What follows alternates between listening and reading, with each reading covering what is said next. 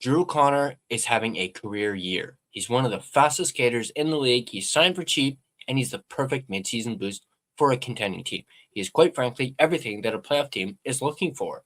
That is exactly why the Vancouver Canucks need to trade him before the deadline.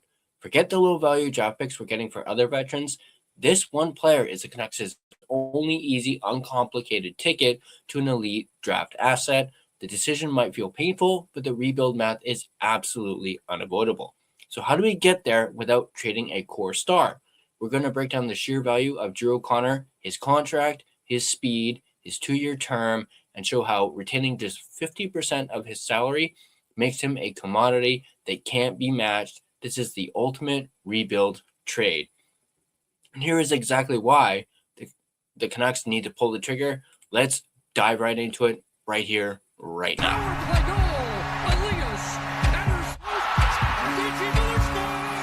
Free from Henderson, got it to Messer in front, backhander scores! The puck back in, Campoli trying to clear it. Burrows is caught, the puck loose to Edwards. Back in for Alex Burrows, it's up in the air. Now McKinnon to the side, oh! With the left glove! Are you kidding me? What a save! Hey, Canucks Nation, Brandon Alston here, play-by-play for the Edmonton Oilers. You've got it locked in the line change, the Vancouver Canucks podcast.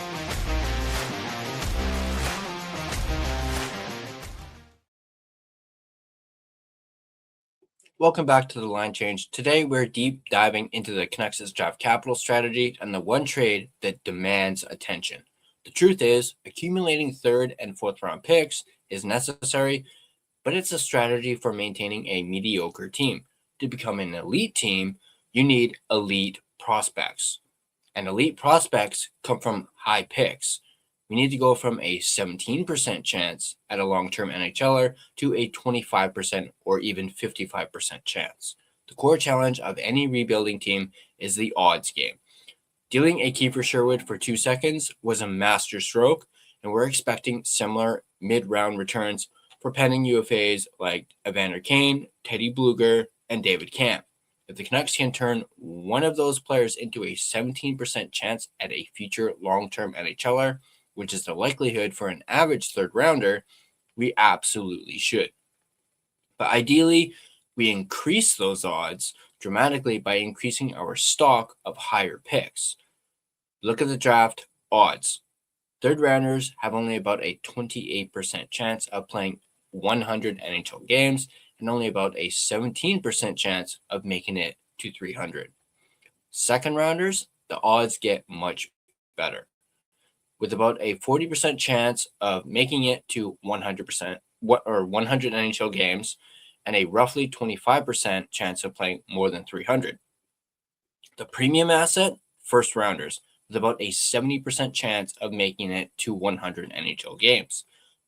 To secure that high-end talent, the Canucks need to move up the pick power pyramid. That means acquiring more first and more second-round picks. So how do you get more first and second-round picks? Well, the most direct way is to trade some of the quote-unquote big fish on the Vancouver roster. Players like Filip Hronek and Elias Pettersson, if dealt, would almost certainly bring back those premium assets, but those trades are inherently complicated by their contracts, their no trade clauses, and their status as core members of the team.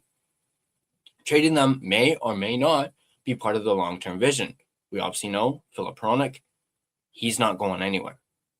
If the Canucks are looking for a simpler, less complicated way to get their hands on at least another second-round pick, and thus another 25% shot at a quality NHLer, the only non-quote-unquote big fish option is Drew O'Connor. O'Connor has put together an intriguing package that has proven to be a perfect mid-season acquisition. At least a mid-season acquisition target for a contender. First, there's his impressive production. He went into the Olympic break with 13 goals and 21 points in 57 games, putting him on pace to threaten his career highs. This production is already considerable for a player with his salary. Second, consider his contract.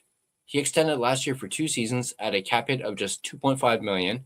That is a sub-average salary for an NHL forward, and O'Connor is surpassing his expected value on scoring alone. But then there's his utility. According to NHL Edge, O'Connor's max skating speed of 22.82 miles per hour is in the 82nd percentile this season, and his 22 mile per hour speed bursts rank all the way up in the 95th percentile. Few players motor faster out there. Let's take a look at his penalty killing. He ranks 4th among Canucks forwards in penalty kill minutes and has been one of the most effective, consistent shorthanded threats. Let's talk about his physicality. He hits plenty, especially on the forecheck, and has become a noticeable agitator. Unlike many rental players, O'Connor's term is a massive advantage. He is signed for another year and a half, allowing a contending team to get 2 runs in with this acquisition, this year's playoff push, and all of next season, including the following postseason. Teams are willing to pay a premium for that additional value. This value is maximized by the Canucks' ability to retain salary. The Canucks have available retention slots, and retaining 50% of his salary drops his cap hit to $1.25 million. That is a number that truly even playoff-bound teams could afford, which means every playoff-bound team could be in the bidding, and it could very well become a bidding war. Put all that together, and you don't quite have another Kiefer Sherwood, but you have the next best thing. We believe that O'Connor should be able to bring home at least a second-round pick as a return, especially if retained, and if that's the case, the Canucks should strongly consider making that move. The triedest and truest way of succeeding at a rebuild is to accumulate draft picks.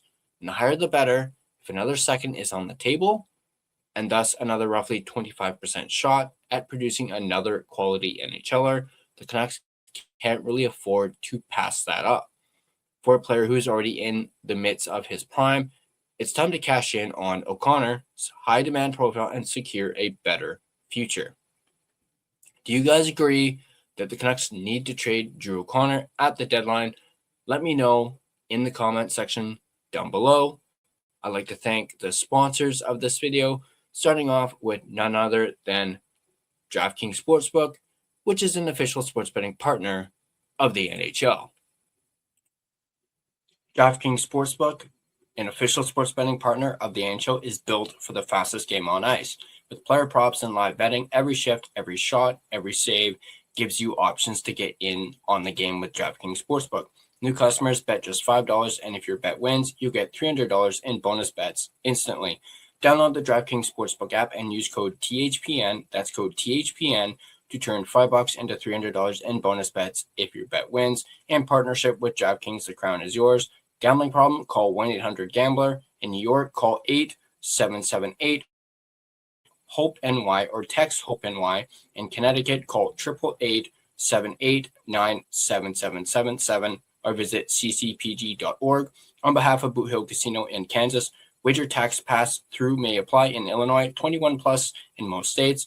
Void in Ontario, restrictions apply. Bet must win to receive bonus bets, which will expire in 7 days. Minimum odds required. For additional terms and responsible gaming resources, see dkng.co/audio. This is a limited time offer.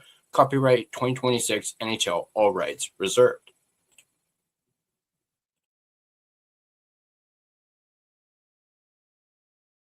My secondary sponsor, none other than Gassy Jack Art, maker of this amazing artwork you see right here in front of you. And you guys can check them out yourselves at GassyJackArt.com. This video, of course, has been a presentation of both DraftKings Sportsbook as well as the Hockey Podcast Network. Be sure to check out the network for your favorite podcast covering your favorite team at thehockeypodcastnetwork.com, the home of hockey podcasts, where it's every team, everywhere.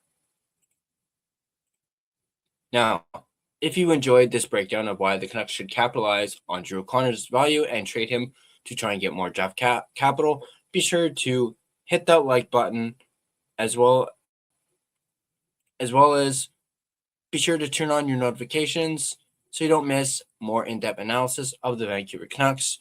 Also, a huge shout out and thank you to those that have purchased Line Change official merchandise. We, of course, greatly appreciate it. And, of course, if you haven't yet, be sure to check it out. We're currently selling our 1-year anniversary collection. We do have some sales going on as well. So check that out, thelinechangepodcast.threadless.com. Also, if you want to join the discussion, there's a link to our Discord in the description down below. It's completely free to join. Join our community and let's all just talk Canucks. You can find and interact with us all over social media. We're everywhere: Facebook, Instagram, X, TikTok, even Blue Sky. Feel free to give us a follow on all of our social media platforms. Speaking of platforms, if you prefer an audio version of this podcast, you can find us on both Spotify and Apple Podcasts. On Spotify, feel free to give us a follow as well as rate and review us on either platform. It is, of course, greatly appreciated.